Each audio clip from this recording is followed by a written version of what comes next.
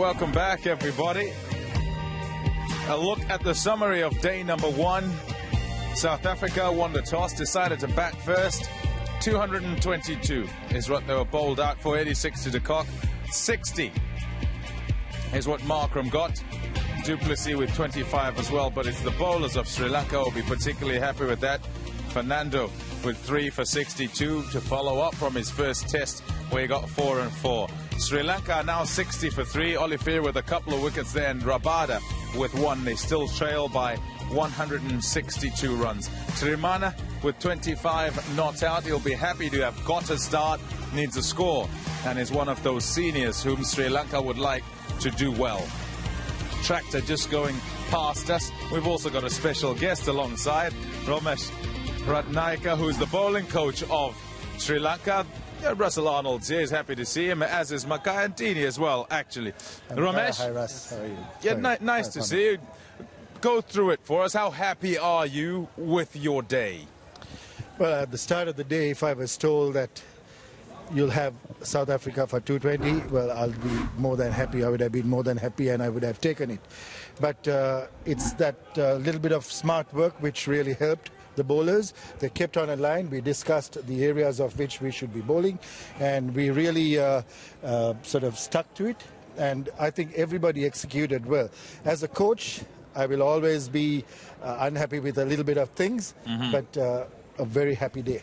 We'll go back to the happy things. Tell me what the few things that you were unhappy with are. All right, well, the few things are that some of the spells when we started, the first session I thought was the best session we've had for a long, long time. Whereas everybody contributed and everybody did extremely well, supporting each other. I think the best spell in the past 10 months. Saying that, the unhappy moments would be after lunch, when we had to come back, and then we did not start all that well. We started off bowling short, width, and this wicket does not help with width. And certainly the width was much more, but we came back strong. So the beauty of it was we came back strong for us to sort of do well. Talking of your plans, in terms of the bowlers executing, it was brilliant. But in terms of the fields, at certain times I got the impression we were sitting back waiting for things to happen. You notice it says we there, so you guys carry on. Yeah, you carry on. Ignore the four of us. No, you're talking there's a certain we there. Ignore that. Stick to the point. Okay. A bit on those plans in terms of field set. Well, we were a bit puzzled also at times. At 130, Vishwa was bowling bouncers and 2 bouncers in a row at de Kock. And we were puzzled as well, but that was what they did on the field, and we certainly support that. We back it up fully, and whatever they wanted to do and whatever they want to do on the field, they have to back it up and go for it, and full backing is here from us. So well, we were a bit puzzled, but then we did come back, and we came back very strong. Yeah, through that, 222 is still a great effort. Yeah, it's a top effort. Any side would be happy. Sort of a side decides to bat first and decide to bowl at them. They decide to bat, you bowl at them, and you get them out for 222. You're happy. Tell me how easy it was or difficult for you, having done so well to win the test match in Durban, to then kind of bring everybody back to earth and get them to start in the fashion they have. What is it that you did? Well, we came back here to South Africa as underdogs, and we won the match. Then we suddenly become the main dog, so to speak. The big dog. Yeah. But saying that, well, it's hard work, because then people's expectations are more, and our expectations of the boys are also more. The boys haven't put any pressure on them. It's just that we told them, just go there, enjoy it to the fullest. Imagine it's just another match. The records are at stake. I mean, if we win this, it's a huge one for us, and we are certainly going for a big a win. All right. Any win, you take any win. Any win. It's just that those small things which we did well, let's try to better those things what we did in the first test in the second test. There were certainly opportunities in Test Match 1 where quite a few of us kind of thought that you'd let the game go and you still got over the line. What is it you said in this test? For instance, 222, you have to bat decently in order to get yourselves ahead in the Test match. Is there anything you can say to them to ensure that they recognize that? Yeah, well, what we emphasized was that take it as another match. Don't think of the records. We know the records are there, but it's just that take it as another match and just try to do your best, whether you're batting or bowling. And as I said, that first session was one of the first good sessions which we have seen for a long time, where fielding and bowling came on really top. You were rocked a bit more. This is on a different line. Lasith Ambuldeniya. Yeah, that was a bit of a sad one, and he's gone in for an operation. The latest we've heard is that, and it's very sad to note that. Hoping that he'll sort of do well and come back quickly, but I don't know whether he'll be okay for the match. It's unlikely. Yeah, coming in, I've been listening to you also, up and down, but my favorite bowler, as far as I'm concerned, within the system of your team. I just want to ask this question from Fernando's point of view. How much time did he spend to have a look, into the batsmen of South Africa, where you should be bowling, what length they should be bowling? Because, it was a fantastic start, getting 2 wickets in 2 balls. For me, it was one of the highlights, of the day, and seeing him, the way that he has bowled in Durban, coming back and being able to utilize the length, especially when it comes to him, that he does really bring the ball back to the right hander. Yeah, well, he is a guy who's very hungry. In the sense, I mean, even yesterday he wanted to have a look at the lengths of which they have bowled in the past, or the opposition has bowled at the South Africans in the past, and as well as what he did well at the South Africans in the last game. So he wanted to have a look at it individually, and he did so. So he did the homework. It's just that his first spell was fantastic, I thought, and then he sort of faltered a little bit. Faltered might be a big word to use for that. It's just that maybe he went along with some of his instincts and some of the advice which he got in bowling the short one. Short one is not his strength. It's just that it's a surprise ball for him, and I believe it was sort of used a bit too much today. Yeah, we've seen that. But I think as well at the same time, as a bowling coach as well, you might have, now as you're just saying that you're seeing that he doesn't need to bowl a short ball. If he can be able to be consistent in his length and being able to swing the ball, from the top order batsman, why then does he come back at a later stage to change what he was good at? Yeah, I mean, he came back strong after that to get the last wicket, and that was the length we expected him to do continuously. Happy days.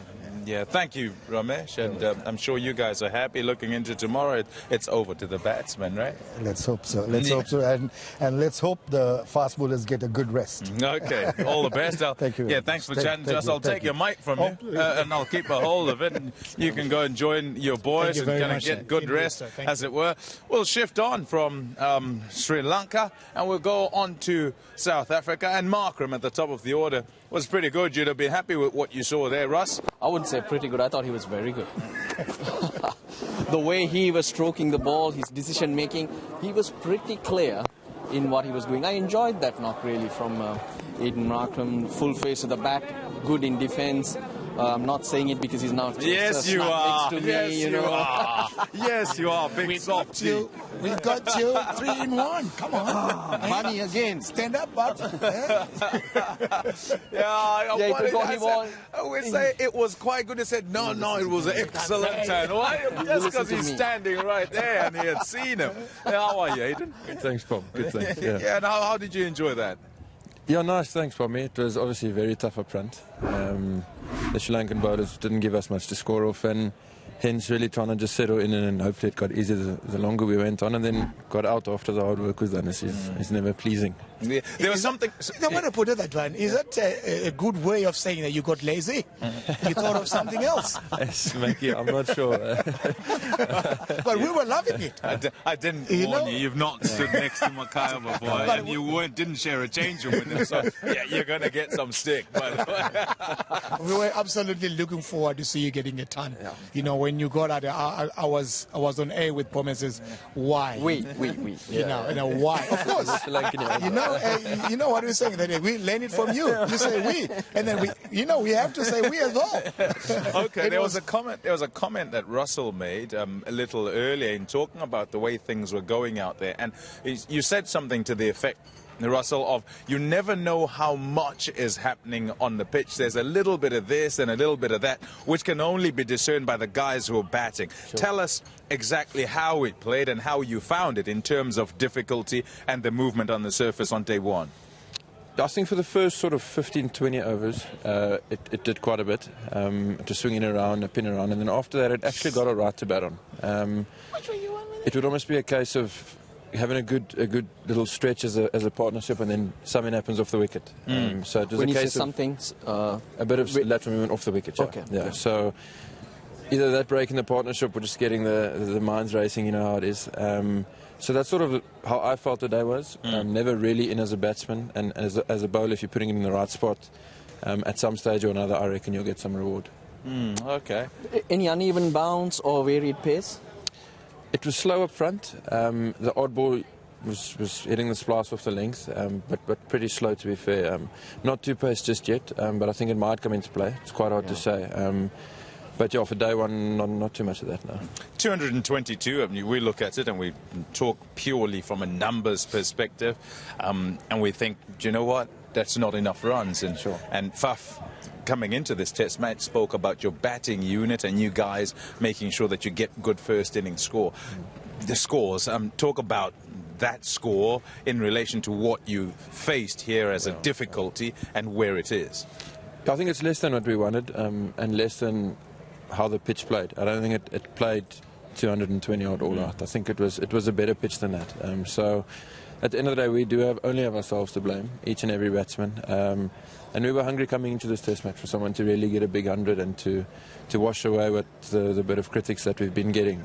So the guys are still hungry. There is still a second innings, which is the most exciting part, as being a batter. And hopefully we can make it count and get 100. Yeah.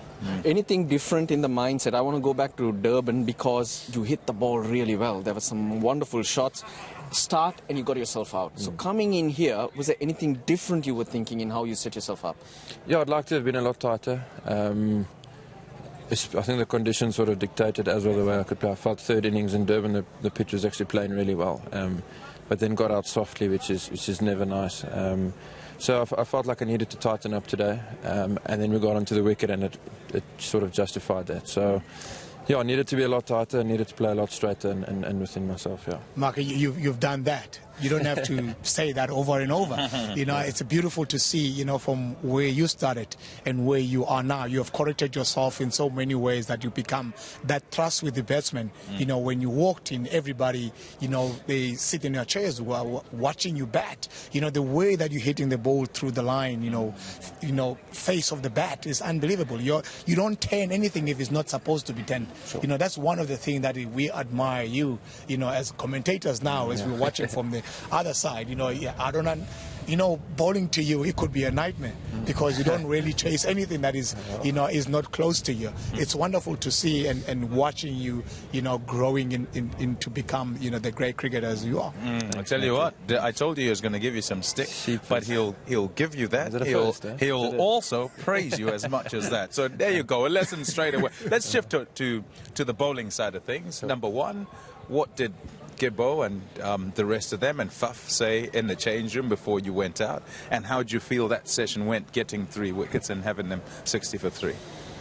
Sure, I reckon 3 down is something we'll take. Just before stumps, obviously the 3rd wicket fell, and I was thinking 2 down at stumps, short. It's leading a bit towards Lanka's way, if it still isn't at the moment. But we sort of chatted about having nice controlled aggression. Obviously the pitch isn't giving too much pace, so didn't want to overuse the short one.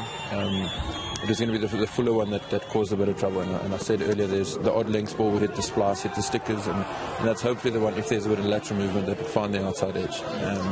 So that's what our focus was. We didn't want to overdo the short ball, and we didn't want to let them get off to a fly either. I still think 3 and over is a little bit expensive, but for most part of it, it was going at 2s, and I thought they actually bowled really well. Okay. Before we let you go, talk us through what happened with the appeal, and absolutely everyone got in there, and you guys seem to have, I reckon you guys pulled off a bit of a heist there with the skipper, and you made him go upstairs and say, come on, review that one. You were running from short leg as well. What happened? Come on, let us There in. was definitely a noise bomb, and that I can promise you. Okay. I promise you. There was definitely not an edge, though.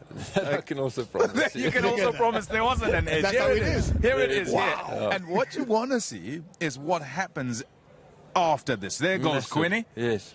He didn't throw it up, though. Yeah. And then everyone, absolutely everyone, except Faf.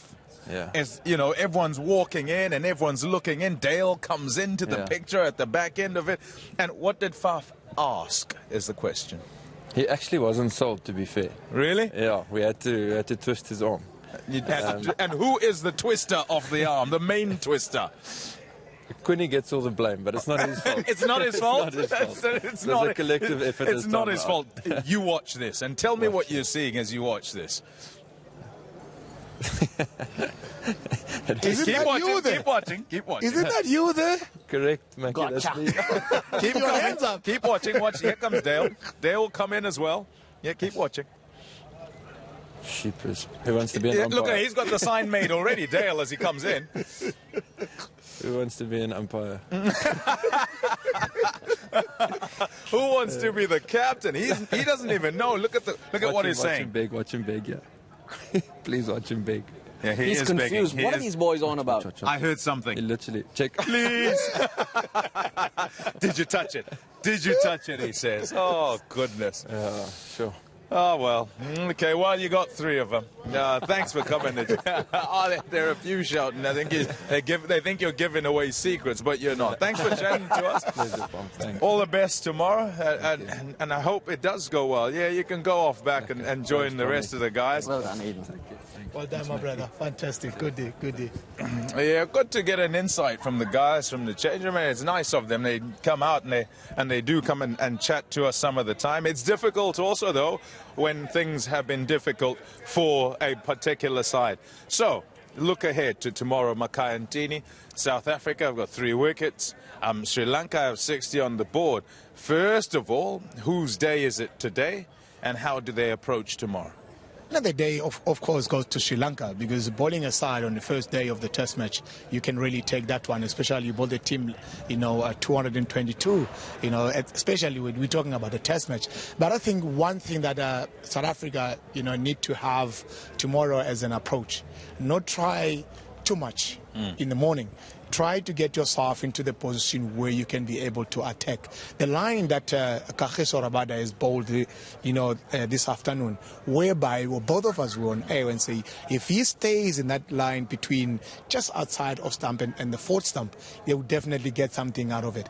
Without finishing that, word, and then what happened? He got a wicket, the first wicket. So those are the things that they need to identify themselves as well, that there's no need, to try and bomb the team out, especially when you ball into the wicket like this one. You need to be consistent. The margin of error, you have to make sure that is at little smaller than usual. And the odd bouncer, that will make things difficult for the Sri Lankans as well. We've got a pace than them.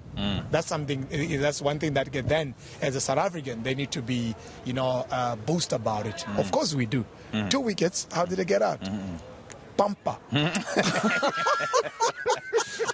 Okay, yeah, you'll carry this on a bit later. Watch out. Yeah, And look at the way he looks time at me. is a bit short. Tell me what you feel Sri Lanka need to do tomorrow and the way they need to approach things. Well, I think a lead is crucial. That'll put them in a great position. Of course, just keep going, keep going. Lairu Tirimana was brilliant. Whenever it was there, he did look to score. They need to keep doing that. They're effectively 4 down. They're not going to have Ambuldinia batting, and I don't think he's going to be there in the second innings either. So that's going to be a big miss, because he would have been handy, the left-arm spinner. Well, come out there, play yourselves in. The night watchman's got to bat like Mackaya. Not bat like Mackaya. Now he's got to... jabs. He's got to try and play himself in and try and hang in there, because that will frustrate South Africa as well. So every little thing's going to matter tomorrow. Game on. Game certainly on. Big pressure on South Africa. But they've got to be patient in how they assert themselves. For Sri Lanka, opportunity still there. Opportunity for the series. We're done for day one. It's been fun. Thanks for watching. Catch you tomorrow. 4 more runs required. He does it! He absolutely does it! One of the greatest innings you'll ever see from a Sri Lankan. He's got his team to victory. He's got 150. What a historical day here at Durban. February 16th. It's a special, special day. It's one of those test matches that we all dream about. And what a test match. It was absolutely spectacular. Very disappointed being on the losing side, but we will most certainly come back stronger. South Africa under pressure, the pressure to win and not lose a series. Sri Lanka looking for victory. It's got him. That is superb stuff. That is brilliant from Fernando. Bowled him. Brilliant. Fernando struck again. This is outstanding stuff. Magnificent to watch. These Sri Lankans are really on fire this morning. Tried the bowlers in. Oh, that might be out. That might, yeah, it's out. I cannot believe this. It's 15 for 3. Markham likes half volleys. Puts that one away nicely. Oh, that's not a bad shout. That's out. He's been given. Crashed that one away. Shots again. He's bowled him. That has just gone straight through him and bowled him. Quentin de Kock cannot believe it. They've cleaned up here to bowl South Africa out for a double Nelson. Bowl him! It's bowl him! Too quick! There's an edge. That is really well bowled. That is a lovely setup. Really good work from Oliveira. Sri Lanka are now 60 for 3, still trail by 162 runs. The atmosphere here is electric.